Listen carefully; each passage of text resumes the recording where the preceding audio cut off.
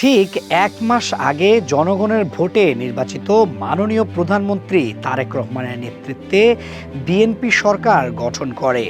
ক্ষমতা গ্রহণের ২৮ দিনে প্রধানমন্ত্রী তারেক রহমান ২৮টি যুগান্তকারী পদক্ষেপ নিয়েছেন। মাত্র ২৮ দিনে রাষ্ট্র পরিচালনার প্রতিটি মুহূর্তে তিনি নির্বাচনী অঙ্গীকার পূরণে নিরলসভাবে কাজ করেছেন। বিশেষ করে ৩৭,৫৬৭ পরিবারকে ফ্যামিলি কার্ড প্রদান মানবিক রাষ্ট্রের ভিত্তিপ্রস্তর স্থাপন করে।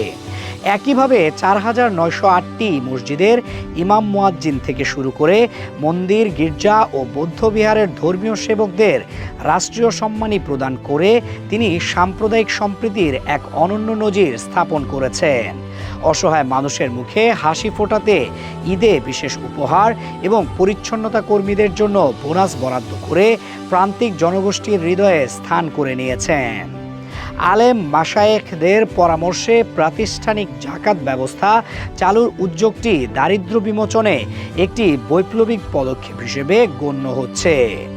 গ্রামীণ অর্থনীতির চাকা সচল করতে তিনি প্রায় ১২ লাখ ক্ষুদ্র কৃষকের ঋণ মওকুফ করেছেন এবং ২৭,০০০ কৃষককে স্মার্ট কৃষি কার্ডের আওতায় এনেছেন।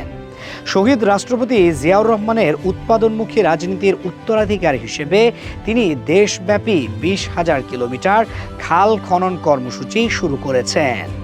প্রশাসনিক স্বচ্ছতা ফেরাতে তিনি নিজে শনিবারও অফিস করছেন এবং কর্মকর্তাদের সময়মতো উপস্থিতি নিশ্চিত করে কর্মসংস্কৃতিতে আমূল পরিবর্তন এনেছেন। ভিভিআইপি প্রোটোকল কমিয়ে সাধারণ মানুষের মতো ট্রাফিক আইন মেনে চলা এবং এমপিদের শুল্কমুক্ত গাড়ি ও প্লট বরাদ্দের সুবিধা বাতিল করে ঐতিহাসিক দৃষ্টান্ত গড়েছেন। সরকারি অফিসে বিদ্যুৎ সাশ্রয়ে অর্ধেক ফ্যান, এসি ব্যবহারের নির্দেশ তার মিতব্যয়ী মানসিকতারই পরিচয় দেয়। বাজার স্থিতিশীল রাখতে কঠোর মনিটরিং এবং বৈশ্বিক সংকটেও বিদ্যুৎ সরবরাহ সচল রাখতে স্পষ্ট এলএনজি ক্রয়ের সিদ্ধান্ত সাধারণ মানুষের জীবনযাত্রাকে সহজ করেছে। শিল্প খাতকে চাঙা করতে শ্রমিকদের বকেয়া বেতন পরিশোধে ২,৫০০ কোটি টাকা বরাদ্দ এবং বন্ধ কারখানাগুলো পুনরায় চালুর উদ্যোগ কর্মসংস্থানে নতুন আশার আলো দেখাচ্ছে।